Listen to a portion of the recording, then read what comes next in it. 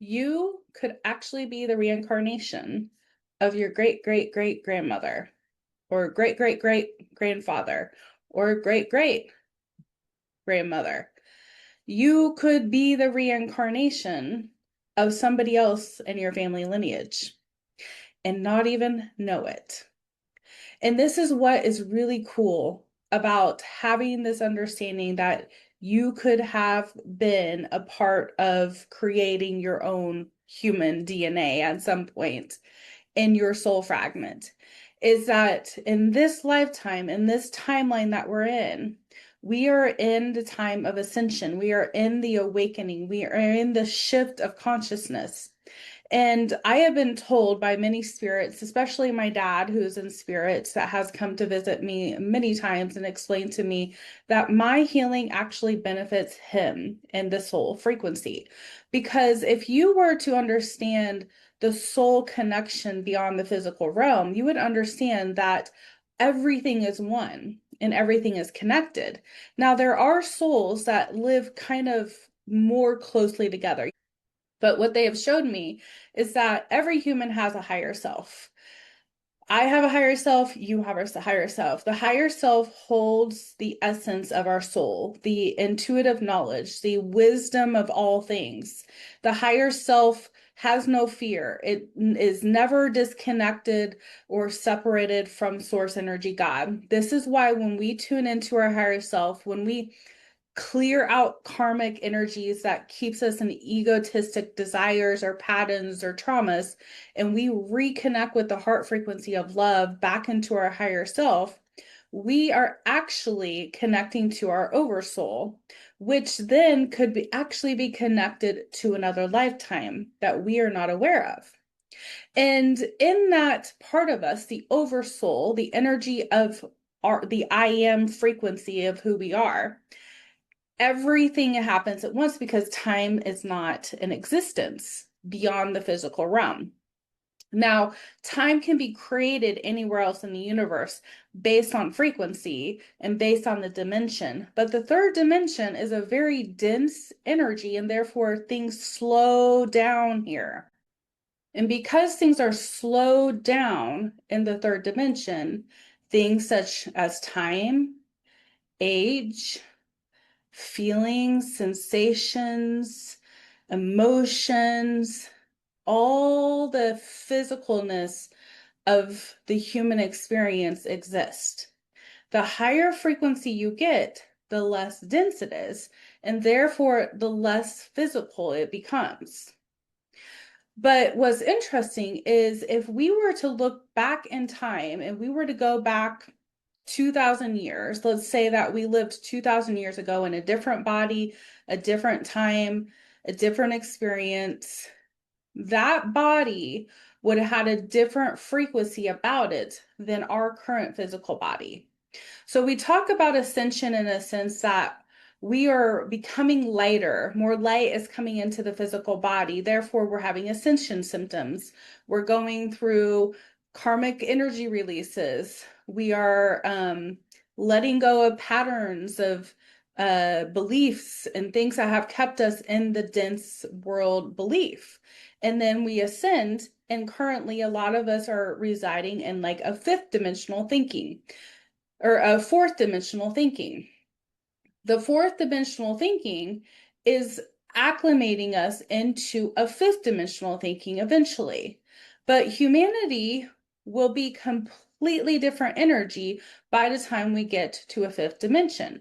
But in order to get to the fifth dimension, each part of our soul fragment, so you 2000 years ago, and you in this timeline, and whatever other timelines that you have lived in, have to clear out that karmic cycle and that energy in order for the entire oversoul to ascend, to step back into the highest frequency of itself, as the I am frequency.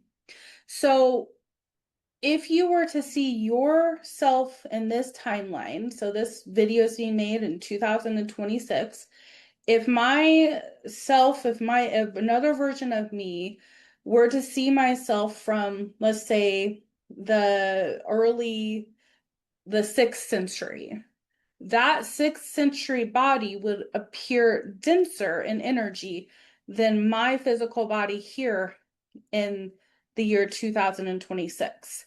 They would actually probably think I was glowing because my energy is less dense in this reality than it was in that reality. So the fact of it is when I do healing in this timeline, in this reality, in this body, I'm not just healing myself, I'm healing my lineage. I'm healing all of the bloodline that I have come into because we are all connected at some point in some time. And I am even healing myself in another timeline because I could have been my great great great grandfather, or how many greats back that you could go. You have probably and very likely been here before doing this and then came back to try it again in some capacity. So, in this reality, when you do the healing work, you're not just healing yourself, you're healing a whole lineage, a whole family. And that's why when somebody comes into a family dynamic and they stand out, or they're different, or they're the ones that's super spiritual like me, and the rest of the family doesn't seem to be like you are likely the one that came with the purpose of clearing out the cycle of trauma or beginning the process for that family lineage. And if there's a part of your family, so I will just use my family as an example. My dad has passed. He passed in 2020. I have conversations with him all the time. He's the one that has shared with me about how my healing is helping his frequency to release and to clear karma. Therefore, he does not need to come back and repeat something in order to clear that karma out because I'm doing it for him. Why I'm still here in my human vessel. That's a gift I can give to my father. But I'm not just helping him, I'm helping his parents and his parents and his parents and his parents. So after knowing that information, I started to look at the other parts of my family. My mom, who's still alive here, my stepdad, my brother, all the other people. And I started to realize that maybe I didn't come to clear all of the family lineage. Maybe at some point, my brother's children, I don't have children. I am going to be the last for this body. My brother does have children.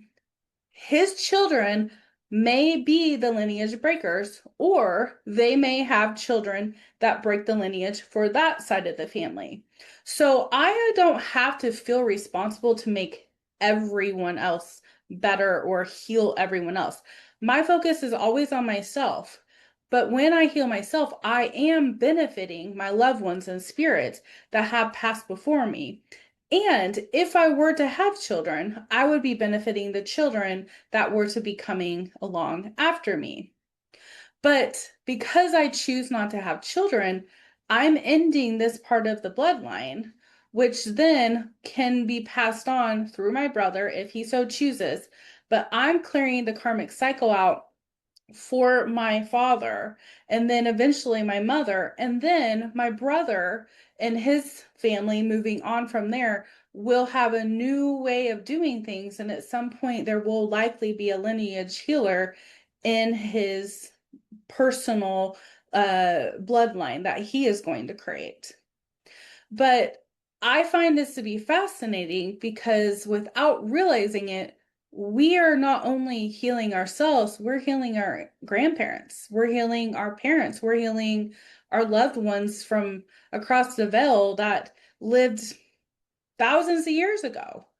So your ascension and your healing that you're doing right now is beyond powerful.